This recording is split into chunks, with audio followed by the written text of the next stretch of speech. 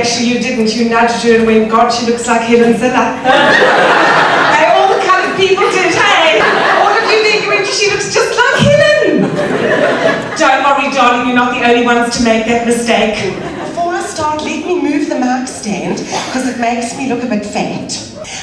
The fundamental difference between me and you is I take drugs because I have to.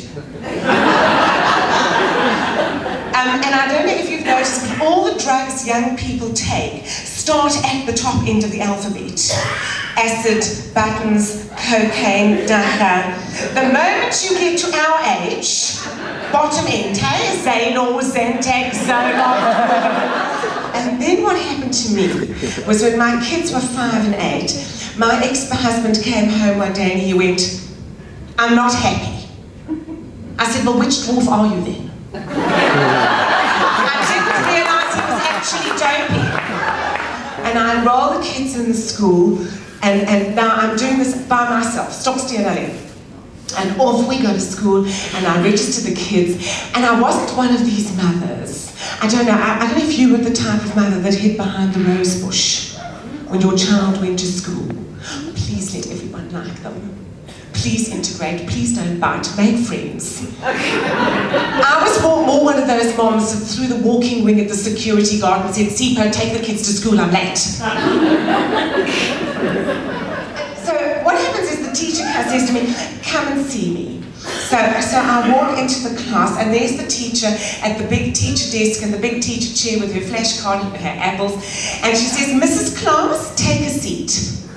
Don't. Because you get the 2-year-old chair. And you're sitting like a total tit. You look like a munchkin in the Wizard of Oz. And she's glaring at you. And it's very hard to look assertive like this, okay? Very hard to be in control of a situation. I'm gravely concerned. And I look at her and I think, you should be, darling. You're wearing a pink velour tracksuit and Crocs. But you see, she's not finished with me because I have twins. So I get it in stereo.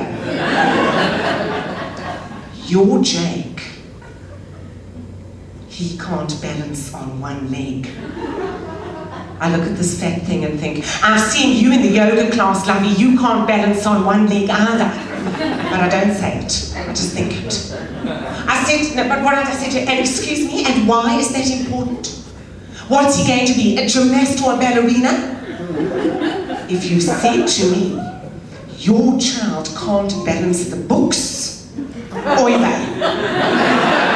Oy vey, ladies and gentlemen, because my son will end up being an accountant for an ANC-run municipality in Shoshanguve.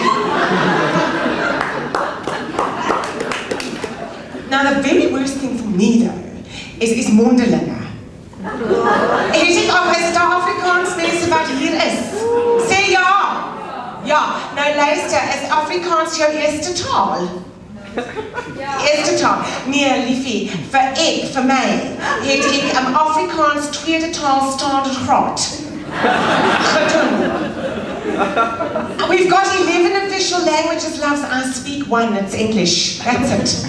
But you know, as you know, your child has to pass a vernacular language. And there's only one way that you can do an oral. You write it out in English and you sit with a Woordenboek and you translate it. So my kids come home with the fucklace. And I go through these fucker, and there's not a fuck I recognize. Nothing.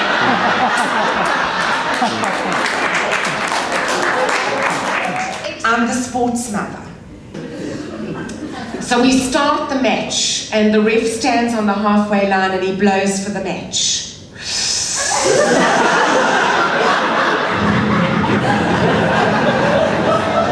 Have you ever seen anybody ref a match from the halfway line? Because they're like so heroic, they can't move. He just likes to this. Offside. Because the kids then took up rugby. Sir, you're a rather large-looking man. Did you play rugby? No, your mother was very clever. Anybody, and you, sir, did you play rugby? What position? Scrum half. You were the one that had 10 Dutchmen on their neck. Oh my God. You're obviously not Jewish, hey? No, I don't think so. I mean, we don't get Jewish scrum halves. Absolutely not. No mother would allow her child to play scrum half. There's my kid playing for Hemis under 17. Okay, he's wing. Now, he's not built like Bismarck du Plessis. He's no Bucky's Buerta. Okay, he's a 55-kilo Nudnik, skinny like Gio Aplon, and he catches the ball out the corner of my eye. Running towards my son is Vlees Versace son Beefstick. 85 kilos of Dutchman running towards my egg, and I shat myself. I started screaming, pass the ball, pass the ball, I've only got a hospital plan. Did I cause a family faribble? You have no idea. Darling, a faribble, I'm just going to explain to the non-Jewish people. You know, every family has them, every culture has them. It's inter-family fighting. Jews have just made it into an art form. People ask if it's like an Italian vendetta. It's not. Vendettas you pay, or faribbles you inherit. From generation to generation, you can leave money in your will to perpetuate the faribble. I've got an aunt. She is such a fabulous faribble, Auntie Yetta, my father's late sister. She could cry at a funeral with one eye. And with the other, she'd check who wasn't there. And there is my nephew, the one that went to Thailand, sitting on his new iPad and his new cell phone. And I said to him, sweetie pie, this is my Shabbat table, and you don't behave like that. Switch that phone off. Because if you don't, I will put it on vibrate, shove it up your arse, and phone you. I don't care how old you are. I don't care if you're 38, you're 48, or you're 18. You show some respect for somebody that's held, you know, made an effort and invited you. I like to eat. I'm one of the reasons they closed down the Spur Eat As Much As You Like buffet. I don't know if you also did this, but you ordered a plate of salad and then you ate it and then you sent the kid back and then you sent the next kid back so you didn't look like a guts, you know, you had like 4 plates of salad. You see, I'm not the only one that does these things. I just verbalize. And then I went to this restaurant in town called Ginger. I knew I was in big shit when the waiter arrived. Okay, he was 5'11", he weighed 65 kilos. Hi, my name is Marius. I hate thin waiters. No, you don't understand. I must order from somebody who looks like they enjoy the food. You know, not some anorexic heroin addict. No, it must be somebody Kalen Horror who can freeze, who loves eating. Have you ever been to Baldacci's on the waterfront? Hey, babe, have you? What do they put up there? Fashion TV. There are these anorexic things walking up and down, and you can't decide if you want sticky toffee pudding for dessert. Not a good marketing move, you know? And I'm the only one who thinks the irony. I called the manager and I said, what are you doing? I said, don't you ever want to sell dessert here in your whole life? You were thinking, I'm sitting there like a fat cow, I've eaten myself into oblivion, and this skinny bitch just walks past me. Who decided that women over the age of 25 have a 2-inch pubic bone? Girls, have you ever tried to find a pair of jeans? Hey, they've got 2 inches of zip, your pubes hang over the top, and your schmaltz rolls hang over the side. So you look like a hairy muffin. It's indescribable.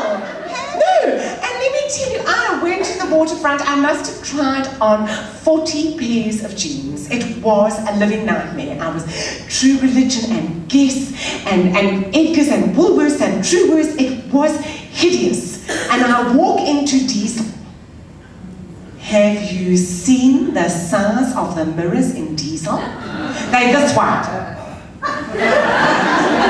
You have to hop from leg to leg to try and see, you know, what you look like in a pair of jeans. And it says there, Diesel the Style Lab. It should just say, Diesel's fatty fuck off. I said to her, for God's sake, lady, where is your short fat clothing? And she said, Access Park.